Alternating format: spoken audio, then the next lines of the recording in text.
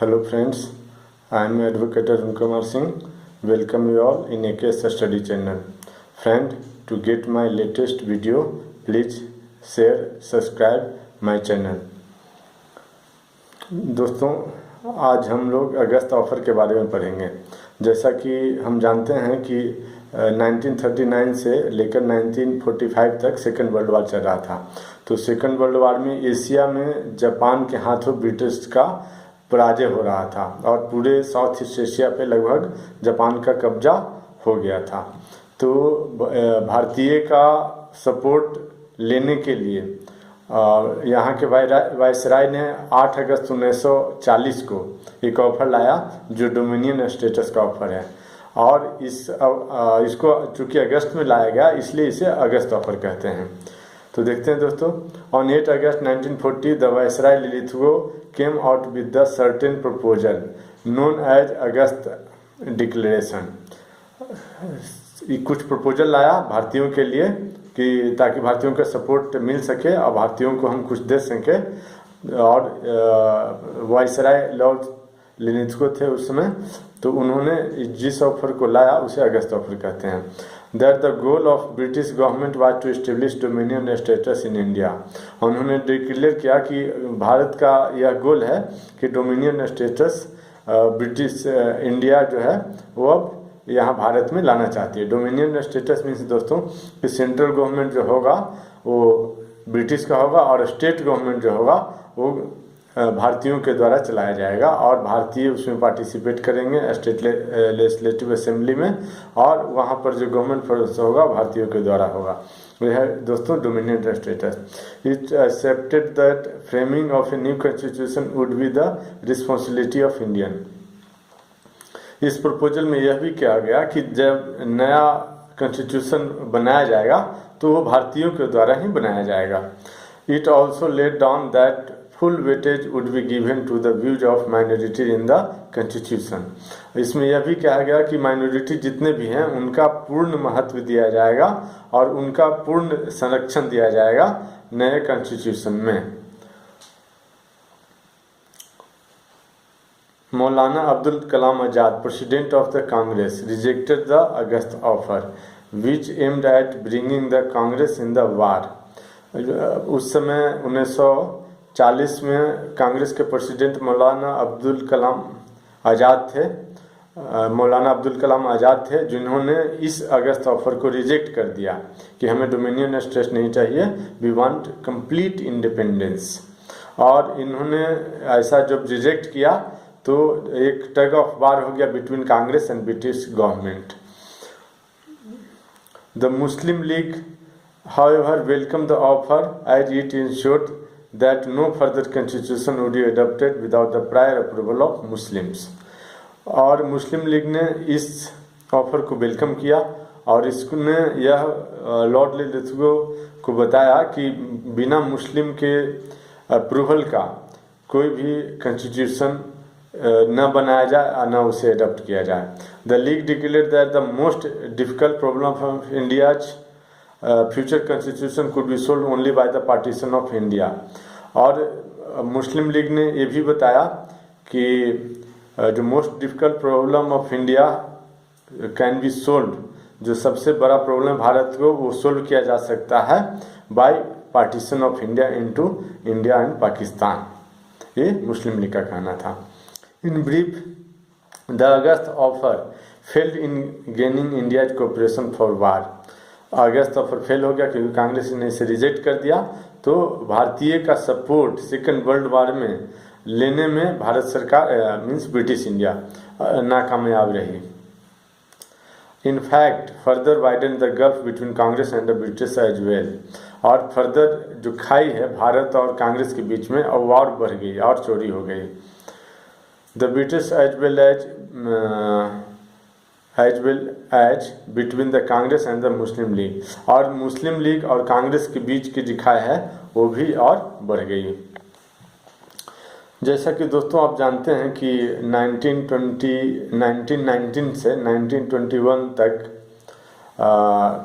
ये चलाया गया नॉन कोऑपरेशन मूवमेंट, और 1922 में उसे समाप्त कर दिया गया। और 1930 से 1934 तक चलाया गया सिविल डिसोबीडियंस मूवमेंट। कुछ हिंसा हुआ और उसके बाद बीच में उसका ब्रेक हुआ due to second round table conference, और हिंसा होने के कारण गांधी जी ने उसे भी समाप्त कर दिया। तो गांधी जी देख रहे थे कि मास प्रोटेस्ट कर रहे हैं तो हिंसा हो रहा है, तो कुछ ऐसा किया जाए कि हिंसा न हो। तो इसके लिए उन्होंने इंडिविजुअल सत्याग्रह, व्यक्तिगत सत्याग्रह चलाया, individual civil disobedience, individual satyagraha, October 1940 to December 1941। यह सत्याग्रह गांधी जी ने अक्टूबर 1940 से दिसंबर 1941 तक चलाया। The Congress working committee decided to start individual civil disobedience movement on 17 अक्टूबर 1940। 17 अक्टूबर 1940 से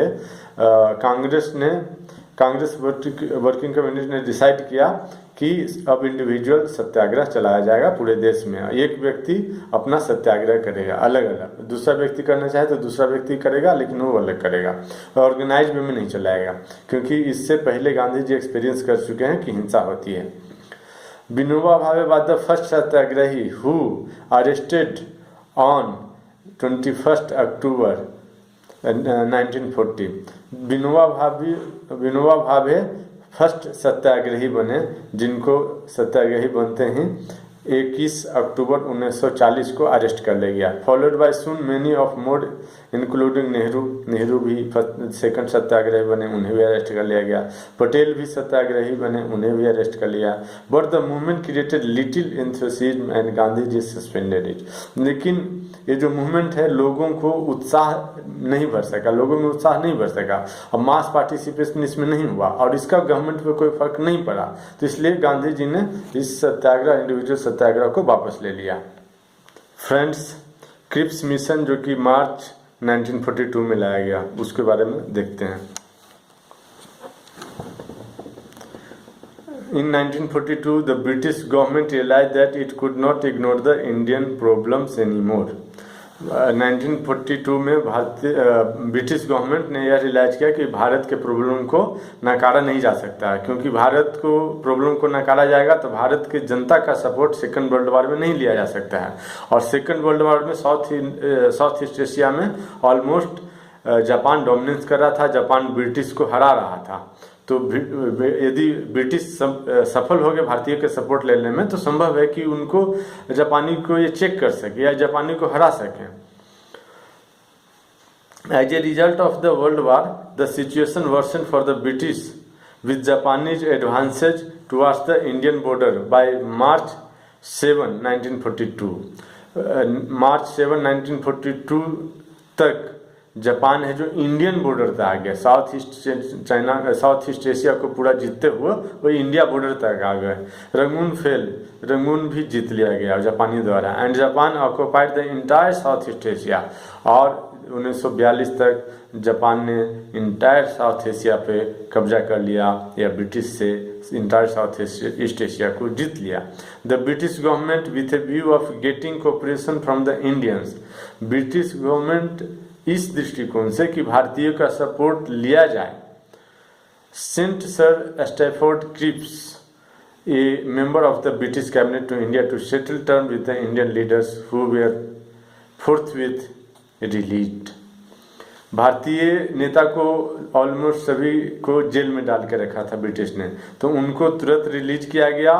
और सर स्टैफोर्ड क्रिप्स ने के द्वारा एक member of the British cabinet जो थे वो आए और उन्होंने क्रिप्स मिशन लाया, एक प्रस्ताव लाया, उसे क्रिप्स मिशन कहते हैं। Cripps propose dominion status after the war. Cripps ने भी प्रपोज किया कि हम भारत को डोमिनियन स्टेटस दे देंगे, मतलब state government, provincial government will be in your hand, your control by you and but central government by me, but central government by British. इसको dominion status कहते हैं दोस्तों। But His proposal was rejected by all the political leaders. ये proposal सभी political leader द्वारा reject कर दिया गया, इंक्लूडिंग कांग्रेस, मुस्लिम लीग और others. As no party agreed to accept this proposal, the Cripps mission ended in failure. कोई भी dominion status के लिए एग्री नहीं हुए थे। सभी क्या चाह रहे थे? अब सभी चाह रहे थे अब भारत की पूर्ण स्वतंत्रता, कंप्लीट इंडिपेंडेंस। थैंक यू दोस्तों, please like share and subscribe my channel. Thank you.